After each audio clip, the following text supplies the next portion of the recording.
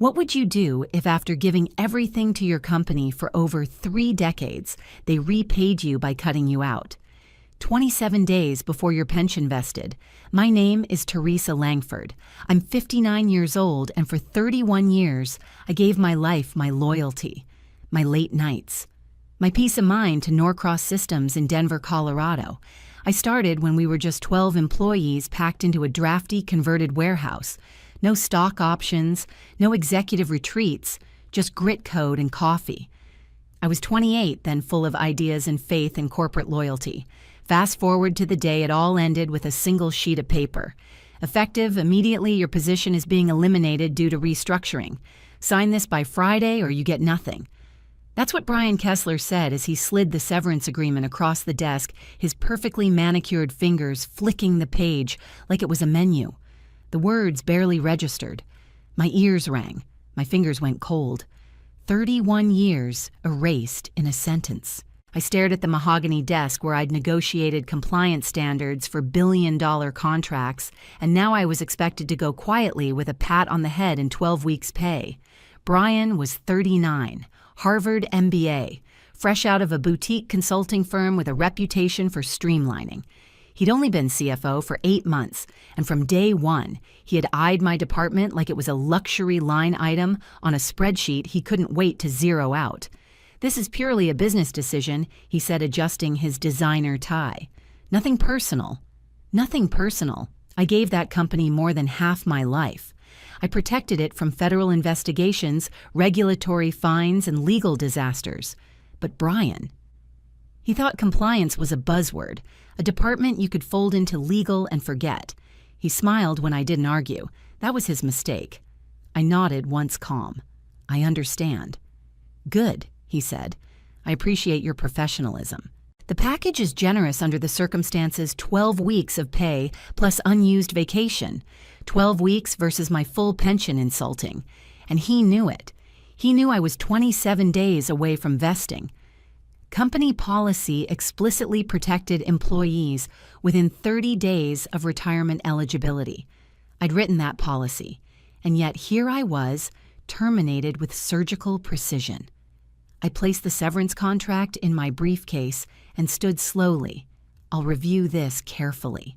Remember, Friday is the deadline. After that, the offer expires. He said it like a threat.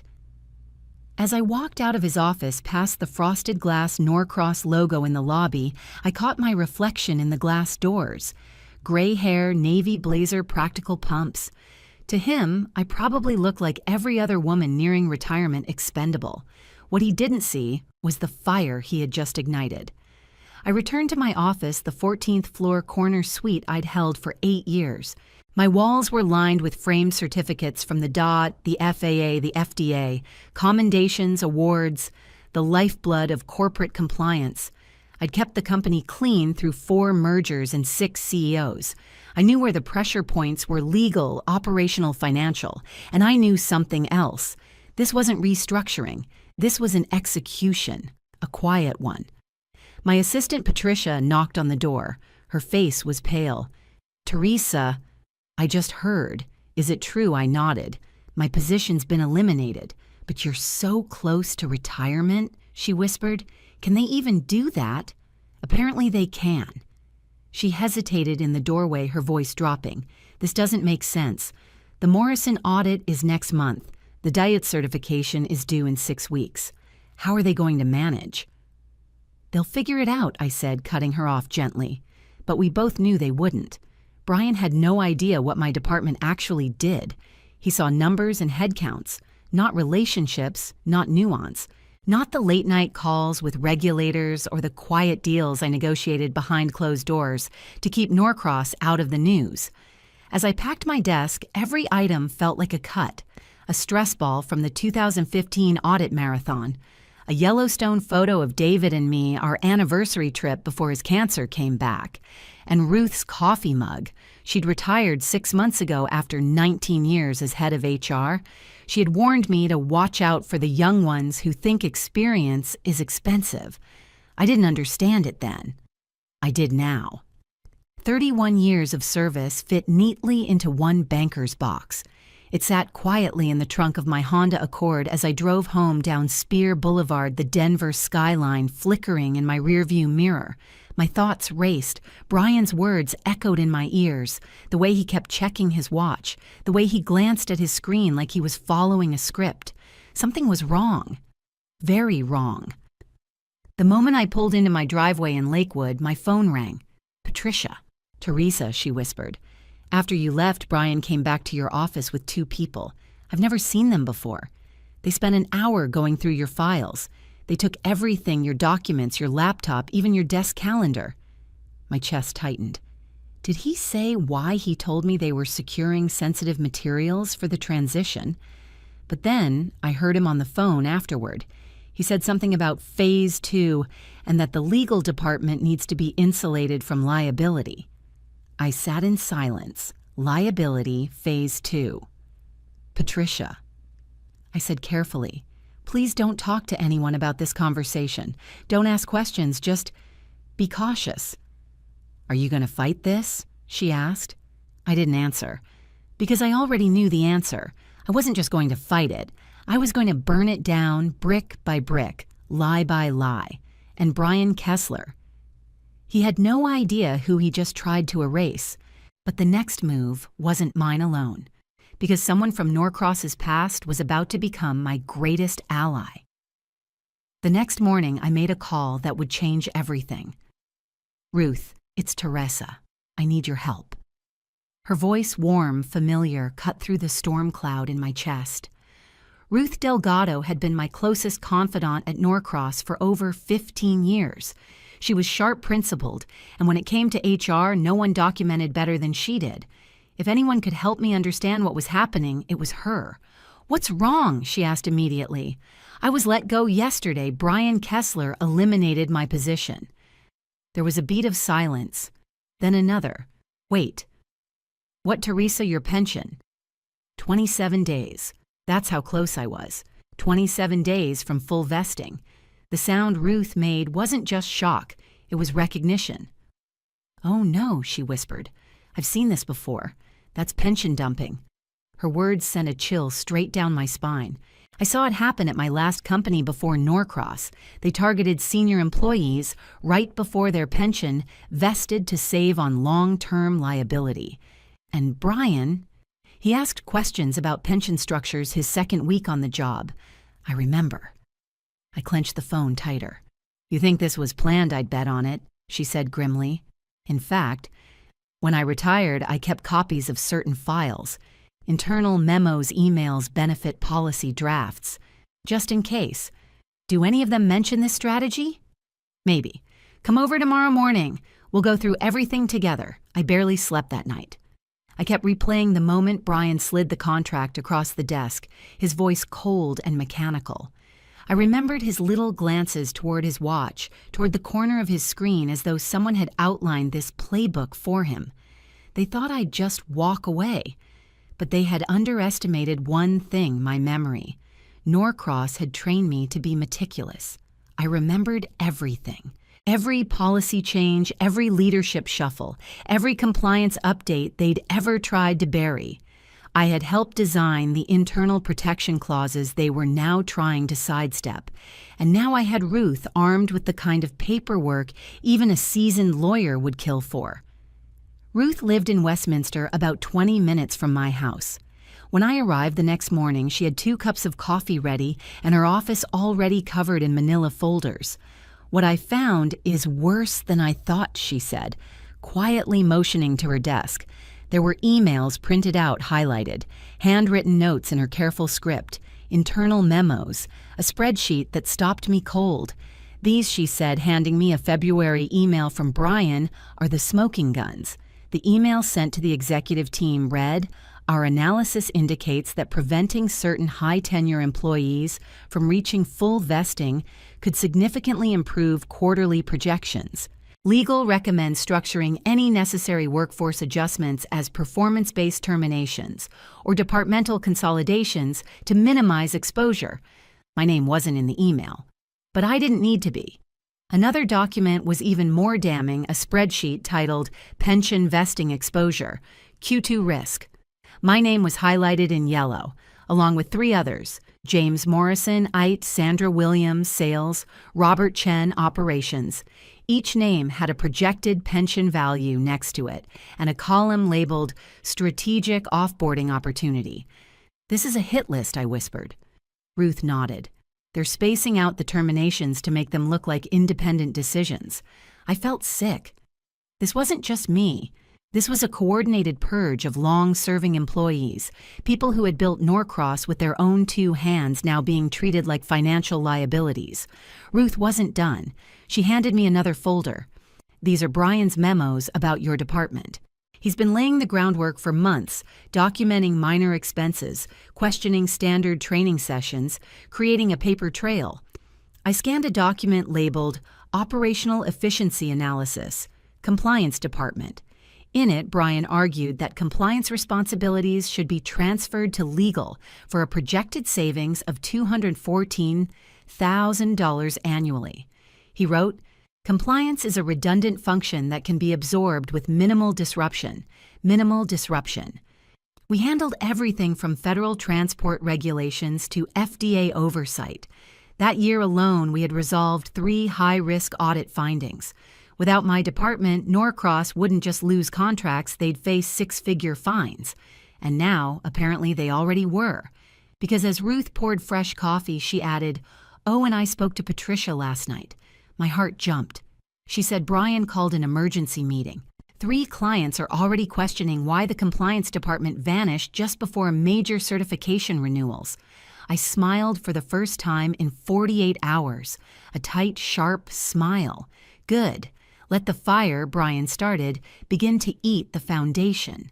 But this wasn't about vengeance anymore. This was about making sure no one else, James, Sandra, Robert, got buried quietly under Brian Kessler's cost-cutting crusade. And as Ruth pulled out a legal pad and began outlining our strategy, I realized something. This was no longer just a comeback story. It was the beginning of a reckoning. Ruth tapped her pen against the yellow legal pad, her mind already 10 steps ahead. "We need to establish 2 things," she said. "One, that your termination was pretextual, that it wasn't really about restructuring. And 2, that this is a pattern, not just a one-off." I nodded slowly, still absorbing the scale of what she'd uncovered. "We have emails," I said. "We have that spreadsheet targeting high-tenure employees."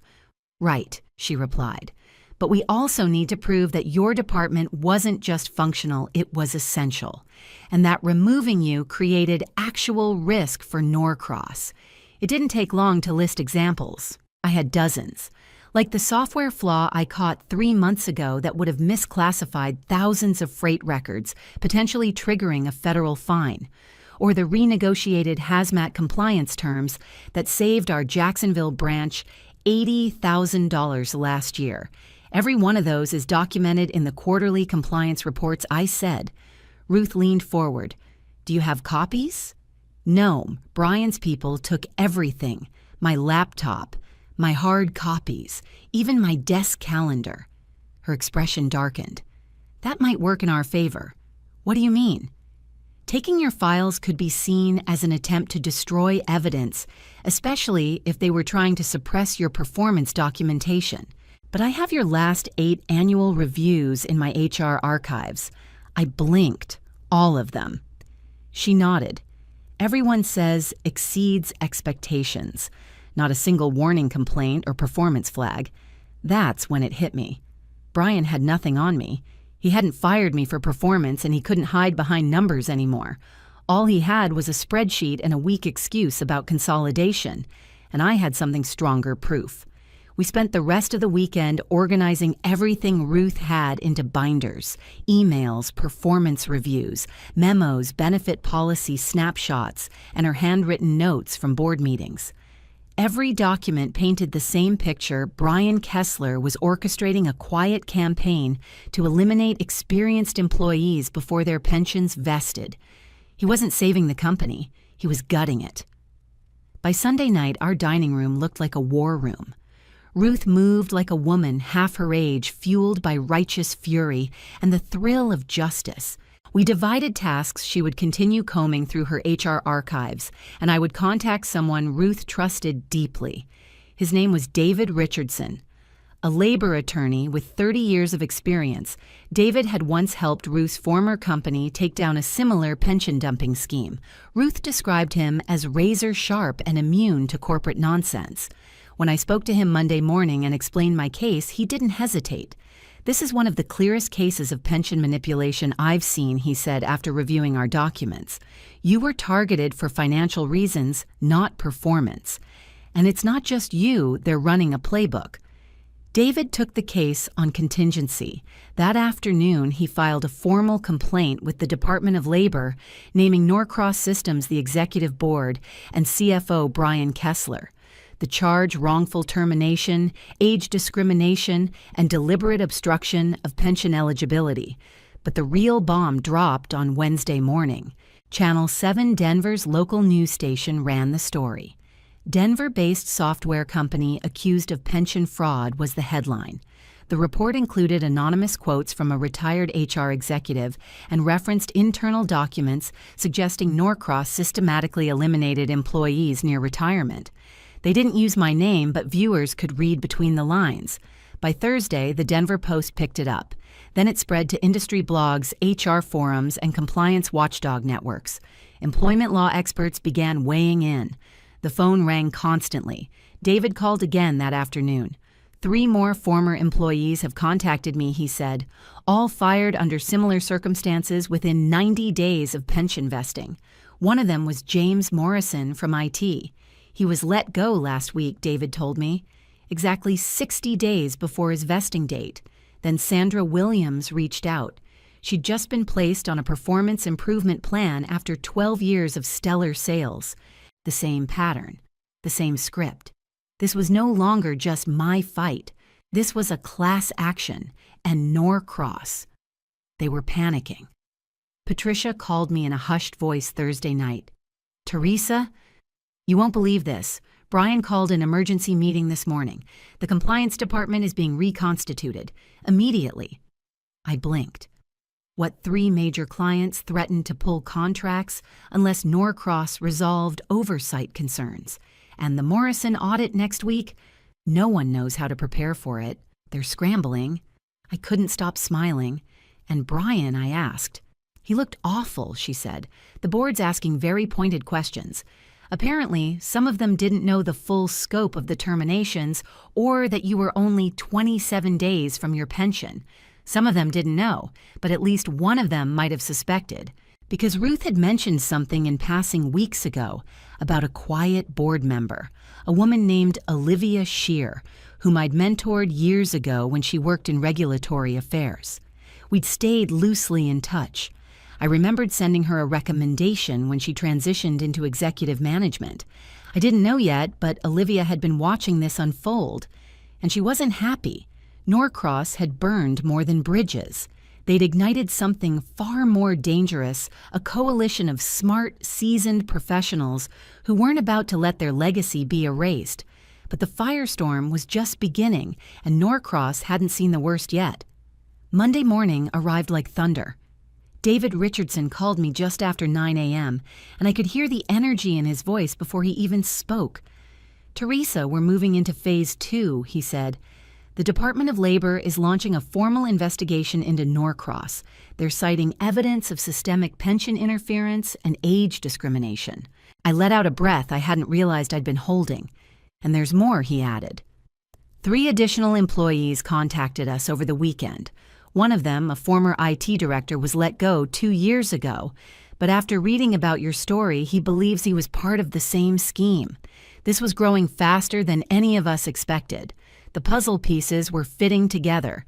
Every email, every spreadsheet, every manipulated performance review, they weren't just isolated offenses. They were part of a calculated system of betrayal. David continued.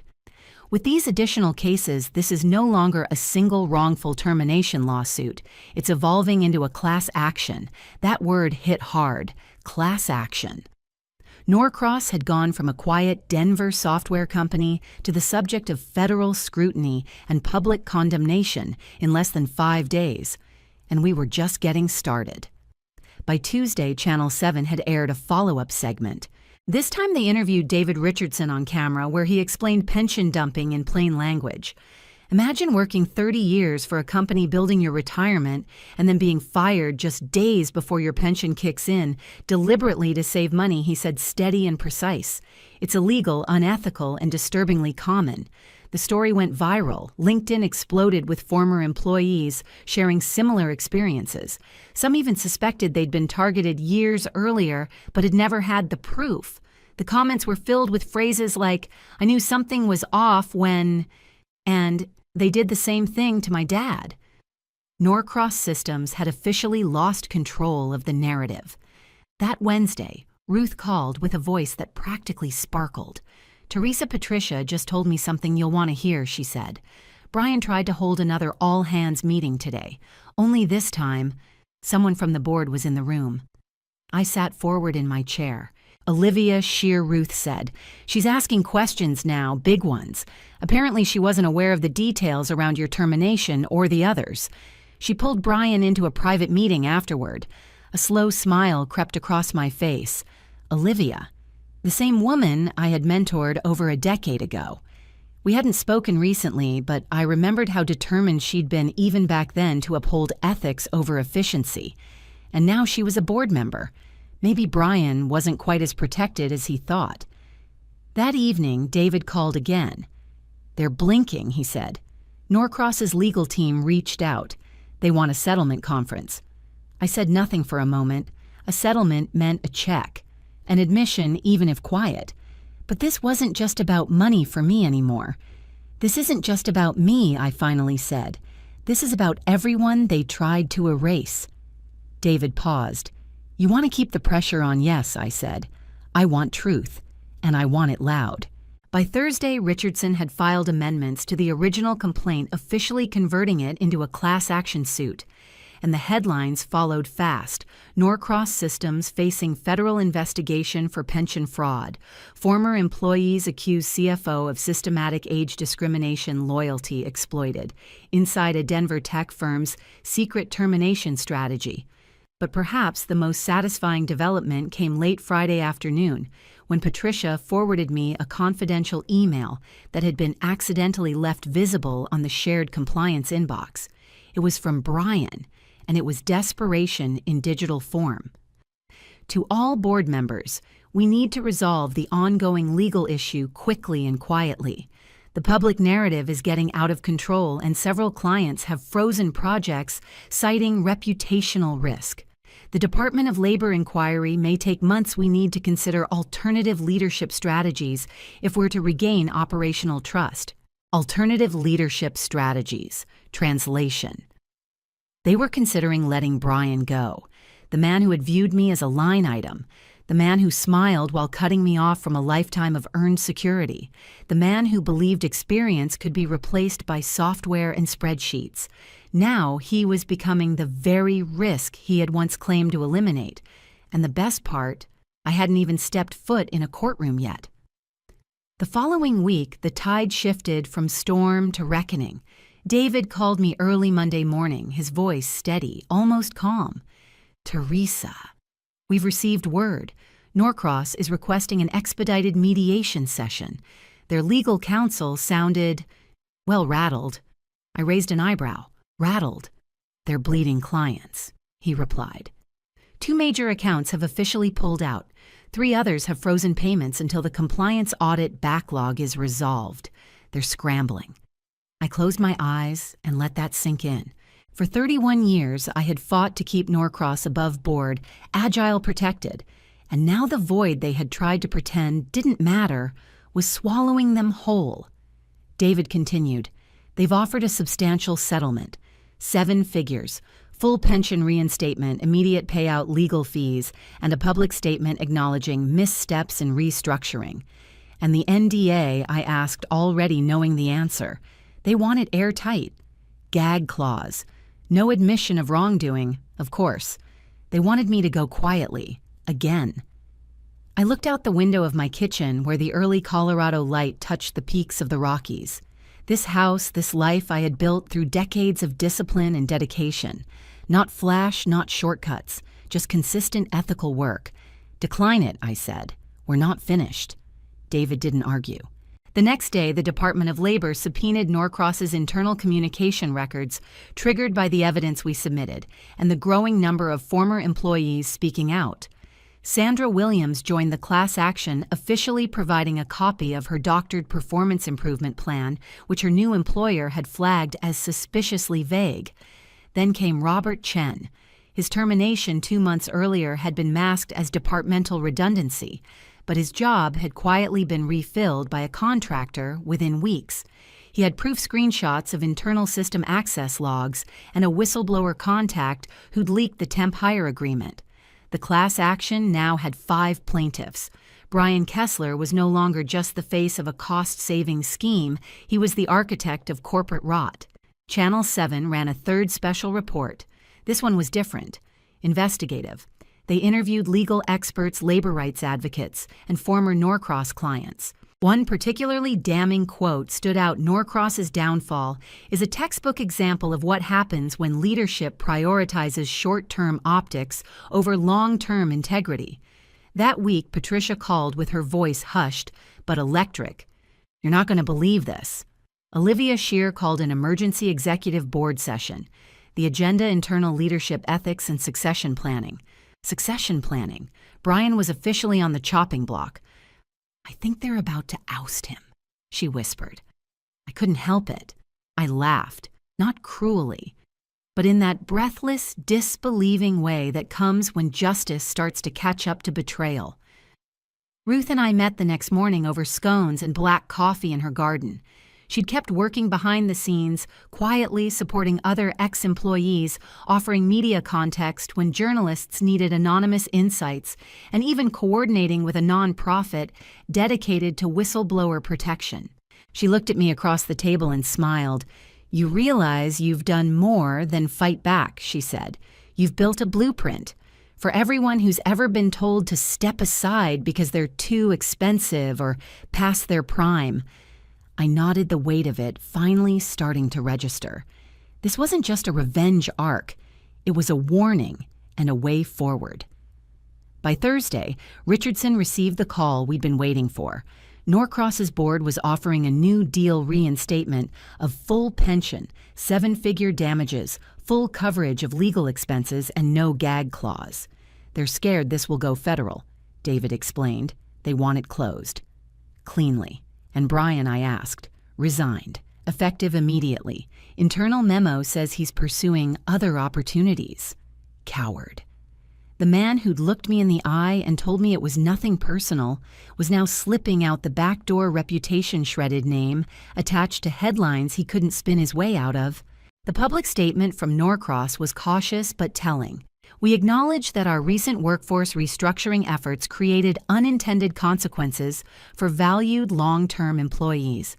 We are actively working to improve internal oversight transparency and ethical decision-making. But behind the scenes, I knew what had happened. A silent coup. My quiet rebellion had turned into a movement, and the legacy Brian tried to erase, it was now sealed in legal precedent and in the stories of every employee who came forward after I did. But even as the dust settled, one final piece of truth remained, and it had been buried far deeper than I ever imagined. 2 weeks after Norcross's settlement offer was signed and the class action filed with the courts, I received a letter in the mail, a real letter. No logos. No company header, just thick ivory paper folded neatly with my name, written in blue ink across the front. It was from Olivia Shear. Inside was a handwritten note. Teresa, you may not remember, but 12 years ago you sat across from me in the compliance break room and told me something I never forgot. Quiet strength will outlast flashy ambition. I remembered that line every time someone underestimated me, and especially these last few weeks. Thank you for what you did, for all of us. Olivia. I read that note 3 times before placing it carefully inside my desk drawer. She had seen it all, the manipulation, the betrayal, the erosion of values from the inside, and she had done something about it, quietly but decisively, just like I had. Norcross didn't just settle our case. They restructured again, but this time for real.